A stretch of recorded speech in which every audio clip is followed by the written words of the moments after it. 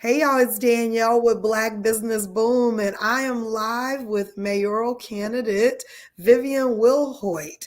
Really excited to have Vivian. It's like I keep running into her Yeah. over these last few days. Ran into her at the Equity Alliance brunch. We were at the same table, and then ran into her at camp for B Academy randomly on Monday. And I was like, I just got to get you on this week to talk about your Mhm. platform and let people learn a little bit about you. So Yeah.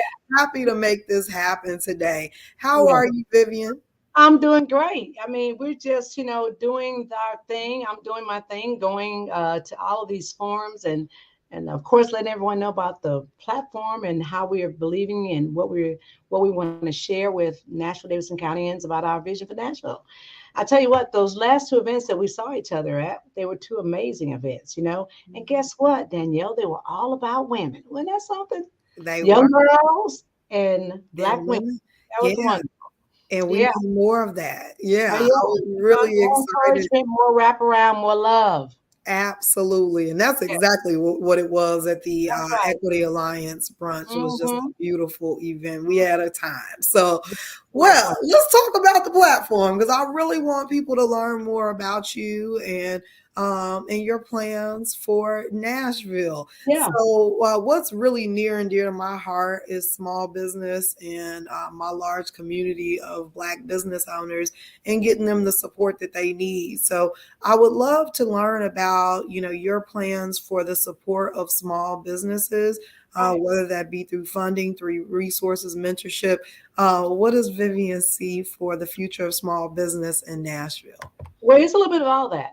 I'm as mayor of Nashville Davidson County, it's my plan to have for the first time an Office of Economic and Development, and a part of that is going to be the Small Business Initiative, as well as workforce development.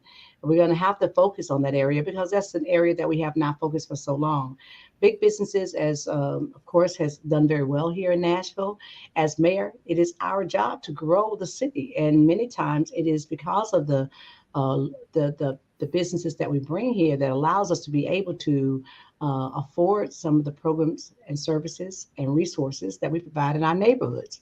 But my platform is about both. It's about stronger neighborhoods and stronger businesses. And with stronger neighborhoods, which we all want to live in a great neighborhood, we want one that's going to be that's unified, that has resources that bring communities together. Us knowing who is in our community, us getting together in order to make a stronger community, as reference to keeping it clean, which helps to keep it safe. Those type of things were the type of resources that was being provided before COVID. Now that COVID has, shown its ugly head and has now dissipated to a degree, we still we still have to get that build back up. So Danielle, my opinion, for stronger neighborhoods, we need to first be able to identify all of our community leaders, all of our community groups, and be able to know that they are of value. And working through organizations like Neighbor to Neighbor, which has the boots on the ground of helping to, you know, make neighborhoods stronger with information. Information is powerful, so that neighborhoods can be able to be strong again. But if you live in a stronger neighborhood or a strong neighborhood, you also want to have a great business or have an amazing job. So that's the reason. That's one of the reasons why we have to have strong neighborhoods. And as I stated before, excuse me, strong businesses. And as I stated before, in order for businesses, everyone to feel strong and everyone to benefit from the great growth of Nashville, it must trickle down to small businesses. And I do believe that by having a department of our Office of Economic Development and have an intricate part that's going to be about small business development, that's going to help small business to come along and be able to understand what are the resources and what is available for them in order to be successful. And Yeah, that's I very love. important. We don't have that. I was truly blown away to learn that Nashville did not have a department that focused on economic development, and there it was really kind of solely the task of one Yeah. person Yeah. in the Chamber of Commerce to really drive Mm-hmm. that. And so I'm happy to hear that. Mm-hmm. So Well, as you talked about, if go ahead, Vivian. I'm sorry. I can interrupt there, just respectfully. Yes, it was the task of one person, and that's going to be the other thing that's going to be the resources of that office. It's going to be fully staffed. that it's not a job that can be done alone. And there's a couple Mm. departments like that that really needs to be fully staffed. We're going to get there because we do know that it takes meat on the bone in order for you to eat, right? You can't just have a bone and suck on a bone. You got to have some meat on it. Yeah. So you take that same analogy and you apply it to the vision and what you want for small businesses to have meat on the bone. That what does that mean? The meat of incentivizing, the meat of bringing it forward to them about available grants, the meat of about low interest rate loans. Those are the type of meat you want, not something that's just a one person show who's trying to do their very best to bring you information that they don't have. Yeah, I mean, it's like over here, I would not be able to sit here with you if I didn't have my team working on other things in the background. So that it's so important that there Absolutely. is a team, as much as we want to thrive as one person and be successful and Mhm. serve as one person, it's just impossible. It's We need impossible. that team. So I'm Absolutely. happy to hear that. So you Absolutely. talked about neighborhoods. And I think an important part of that in preserving neighborhoods Mhm. is affordable housing. And we've seen that Mhm. that is a big issue here in Yeah. Nashville. So I would love to hear about your plans for affordable housing for Nashville. Well, the plan for affordable housing basically is based solely on the supply and demand. Right now, we have a low stock, and that's what makes affordable housing more expensive because there is not enough supply. So it's important that government that we increase that supply. But in order to do that, we have to have help from public and private partnerships. We cannot do it alone. It's not possible. We must be able to incorporate and join hands with people like the Housing Fund. But let me go back to this in developing and building affordable housing, we have to get with private developers, incentivize them, but as well, make it clear that this is going to be for affordable housing, whether it be rental units. And then, of course, we don't want everything like a New York and just have a city of rentals, but we also want to have the transition to home ownership. And that's so very important.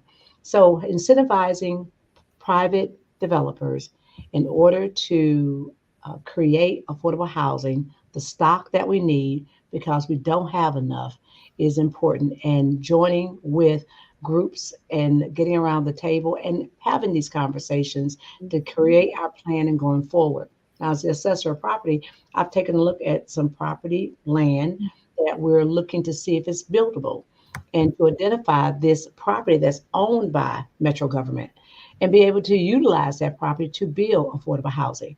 We also have empty buildings, whether it be schools or just buildings that we've had before for other uses under Metro government. We need to begin to transform those buildings into some type of workforce housing, some type of affordable housing rental units. And as I've said in many forums, if it ain't making money, it ain't making sense. So for it to sit there dormant and not to be utilized is a tragedy. We need to be put that to work for the people. Absolutely, I agree. I Mhm. love again the creativity, and we have to start to think outside the box about how we meet some of these goals, and if we want to truly serve the community and meet their needs. Yeah, Um, absolutely. I mean, when you think about affordable housing, my son, I'm really enjoying how he's becoming really involved in the political process. It hasn't been attractive to him all these years, and with the possibility that his mother will be the next mayor, he talks about a couple of topics. One has been the speedway, and he's bringing me information he's found. And affordable housing was one he touched on today, and he said he saw on social media where someone said we need to have reparation for Black people, in reference to affordable housing. And I said, yeah, I hear what you're saying. I said, but this is scenario. Danielle owns some property, and Danielle had a person who's been renting from her for years. All of a sudden, the big boom comes to Nashville, and Danielle has decided for her property, she wants to sell it. She wants to get out of the rental business, and she wants to, benefit from this big boom and sell this house for way more than what it's worth because it's crazy what people are buying property Crazy, for, right? Okay. crazy. So Danielle has the property right, has the right to sell her property. And Danielle may say, I'm gonna give you 60 days to get out, I'm gonna give you next week to get out, or I'm gonna give you a year to get out. It depends on what type of Mhm. property owner Danielle is. I hope Danielle's the type of person that may not want to put the person out at all. But because we're in a free enterprise, Danielle has the right to make money off of her property, and we should not judge for that reason, right? But that's the type of reparation he was speaking of for that person being pushed out. You give reparation to that person's being pushed out. I said, baby, it's not quite like that.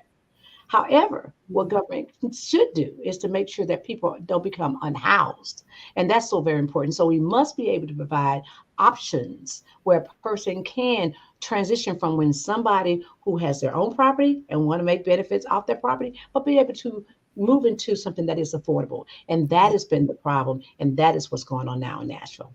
Absolutely. Yeah. So we also know that there's been a spike in crime and violence here in Nashville. Mhm. And I think many of us, like myself, I moved from the south side of Chicago, so I did not come here seeking to be somewhere where I had to worry about. Hold up, Danielle. We ain't quite the south side of Chicago now. I know Nah, about south it ain't side. that bad. Now It ain't that bad. let me Okay, clarify, it's come not on now. that bad. Huh? But Otherwise, you'll be moving you from here came to here somewhere. thinking going down to Nashville, I ain't gonna have to Yeah, worry about yeah, getting carjacked, yeah, all these yeah. things. And So while we laugh, it's not funny, but I no, hear but you. I hear you. Yeah. but of course, again, we don't want to see it No, continue to go that's right. down that path. Yeah. So, can you tell me a little bit about your plans for kind of getting rid of or helping to get rid of some of that spike in crime and violence that we've seen over the last few years? Yeah. Well, as mayor, leadership starts at the top, no doubt about that. But as mayor, we have the person that you hire, and we have that we hire to be the chief, and we have an amazing chief that's now representing Nashville Davis County Police Department, which I was all in for him to become the chief, Chief John Drake, one of Nashville's own sons. And the thing is, as mayor, I think it's very important that I support him, and I think he's doing a great job. But it's important that as mayor that we support him, that we fund his budget, and that we support also those other professions of the legal system, District Attorney Glenn Funk. We must support Judge Sheila Calloway in reference to how she is operating her courts and dealing with youth that are have made some bad choices, but they really at heart are good kids or want to be good kids for that matter. So we have to support all those entities. And I said at the same time, we should also support our public defender, Ms. Johnson. And the reason why I say, even the public defender, is very important that people, while they are being represented, they also want to be represented fairly too. We don't want to plant a wrong crime. I mean, excuse me, a crime on the wrong person. So Mm-hmm. so all that support is very important. Um, but there are also things that we can do in working with the city. I mean, excuse me, working with neighborhoods. As I said it before, strong neighborhoods. In neighborhoods, I don't know if you remember the time, Danielle, you're a little bit too young, I think, to remember this, but if you go down, to someone's house or down the road or down the street and you're playing with some friends and you act up, the neighbor will call your mother and tell about how Mm-hmm. Danielle is misbehaving down here and that she's already disciplined her and she's telling her about what she's did. We don't have that type of neighborhood anymore. People sue you when you touch their kids. But it's very important that we hold our children accountable as well and want them to learn the right way of behaving and learn also how to de escalate. So when we're talking about attracting crime, we have to go to what is causing it. So I do believe that we need to continue to provide and start providing more focused and targeted services in the school system, in the libraries, and our community centers to help children to understand how to de-escalate whenever situations come about. My son, I may use him as an example. I remember he used to tell me that he had to be funny to keep from being bullied and wanted to join a crime. I mean, join a gang. And I find that interesting, but it's sad that he had to use what he had see as his buffer to keep from being involved in something at an early age. So We providing those type of resources to our children at an early age is very important. Of course, when you become an adult, you make wrong decisions. You may do something that you regret, but it should not have to dictate the rest of your life. And when we're talking about the fact of the program where they said, excuse me, where we as a city voted on banning the box. I mean, my thing is, have we truly banned the box? Have we truly decided to give someone an opportunity to reduce recidivism to go back to jail? You know, are we really giving them a job? Are we forcing them to go ahead and open their own business, as so many people have done, cutting yards and having yard services? Because truly people are not actually giving you that chance. So we have to do something that's intentional to really give people an opportunity to make amends with themselves about something that they've done, or to be able to start anew.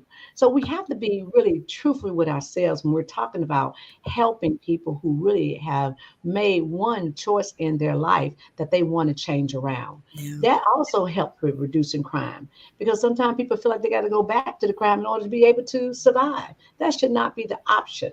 All right. But we can't be a catch-all as government. So that's why, again, this is one of those also approaches that's going to take public-private partnerships in order for us to resolve. You know, Mm. working with our faith-based community, working with groups that's already got boots on the ground, partners in the struggle, and of course, our good friend who's passed away, Bishop. Bishop Sherman, you know, he had an amazing program that that was called uh, uh, Gangs for Gentlemen. And I think I got the topic right. I mean, the title of it correct. But the objective of it was the fact that you can be tough, but it's all about how you're being tough and what you're going to Mm. do with that toughness. I do believe that sometimes you have to protect yourself because of the environment that you're in, but it's how you protect yourself. And that's something that he was trying to educate young men about how to approach situations. So just to restate this again, supporting Chief John Drake, of course, and also the other entities of the legal system, D.A. Funk, Sheila Calloway, Judge Calloway, and also Public Defender Johnson, and then going on and then making sure that we have those services in schools, wraparound services that allow a child, a student, a young man, a young lady to be able to learn how to de-escalate when it comes to issues. You know, Danielle, I have a staff of 87 amazing, amazing staffers. And one of the things that I intentionally did was to increase the number of African American males that are appraisers in my office. And Mm. one of the things that we recognized, it was kind of interesting that office setting was something different for some of them, not all of them, just some of them. And going through that, saying, hey, this is a different environment, but hey, you can do this because you can. It's not hard. It's just different. So you learn from it. And no one's not saying that you can't speak the king's language either. You can go out there and say, hey, what's up, my boy, and all the stuff when you leave here, right? But when in a professional environment, you got to have that transition to be a professional environment. When you leave here, you can do whatever you want, and it's how you relate to people still that's going to be positive. So yeah, Absolutely. yeah, Love it. yeah. This was really great. I really appreciate you for joining me. Again, it was Oh, last it's over. minute. It's over. It's over. Yeah. Oh, I got one last question We're not to about wait. Hold on. education. We have to That's talk about the only. I told education. you I'm easy. I just want to get the folks informed. Yeah, Last question around education in the yeah. public schools. Any plans you have to fill gaps and really address the opportunity gap that's there in the public schools? Well, when I talk about stronger neighborhoods and stronger businesses, one of the things that's near and dear to my heart is closing the gap on economic parity in neighborhoods that are situated in the same tax district. That also applies to schools. Now, the mayor and the Metro Council, our primary job is to fully fund the school system or fund the school Mhm. system. I like to say fully fund the school system. However, even in doing so, we should show and we should not have to say demand, but we must look to have accountability in reference to how monies is used and to ensure that the monies is used in the proper way to meet the targets of the objectives of success. That's important. So when we're talking about education, I think that the mayor can play an intricate role, an active role in education. Even after we do our part of funding, we can be a part of the educational process. I see myself going to schools and having a PTO meeting, the mayor's PTO meeting, hearing directly from the parents. And guess what? Hearing from the students. When I first ran for office as a council member for District 29 back in 2003, I'll never forget knocking on the door of this couple and their friends of mine to this day. And their daughter was at the door with them. And I was, talking about me running for District 29 and, why I want to, provide public service and be of service to them and the other more than 10,000 people that I'll be representing. And the young lady, it was a little girl there. She's about 9. She's an adult now. And I refuse to say that she's an adult because then it puts age on me, and I don't want to do that. But I'm happy to be here. But my point is, she said to me, she said, Mrs. Wilhoite, does that mean that I can tell you about the bus driver who doesn't wait till I sit down or wait for the other kids to sit down before they take off? And some of us sometimes fall. Does that mean I can tell you about that? I said, absolutely. See, that was her concern, getting hurt before she gets to school or getting hurt on the bus.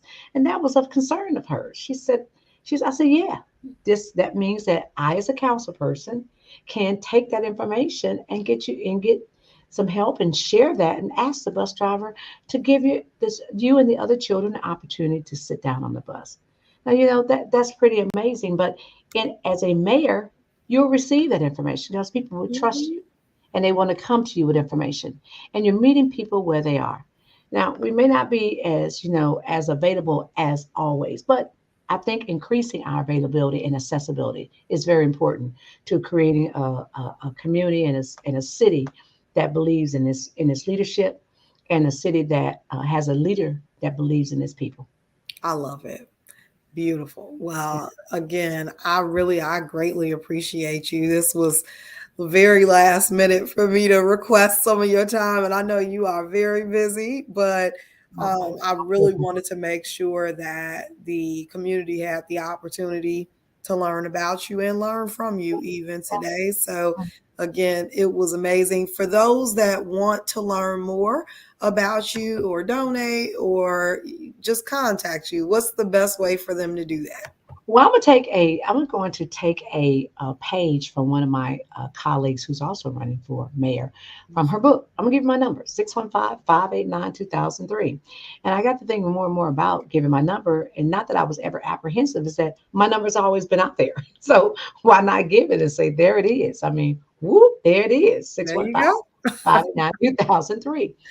You can also reach out to me at vivianformayor.com. I'm also on Facebook, Instagram, TikTok, Snapchat. National I TikTok. ain't been doing too much of Snapchat, but I'd say, but of course, I try to do as much as we can on social media because I know that's where Yeah. most Like you many said, meet the people where they are.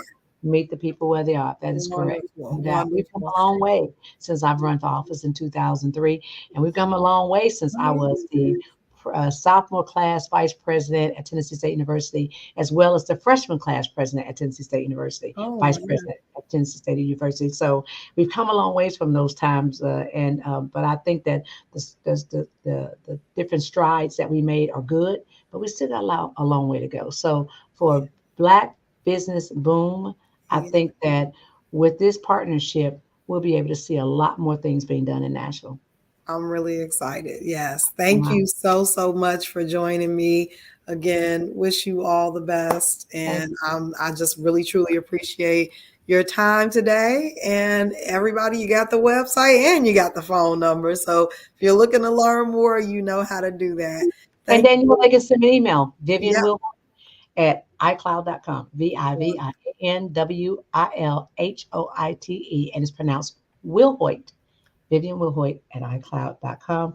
And on my signs, it says Vivian. So that's cool too. You can't miss them. I've seen them. Love it. All right. Have a wonderful day, Vivian. We really, truly appreciate you.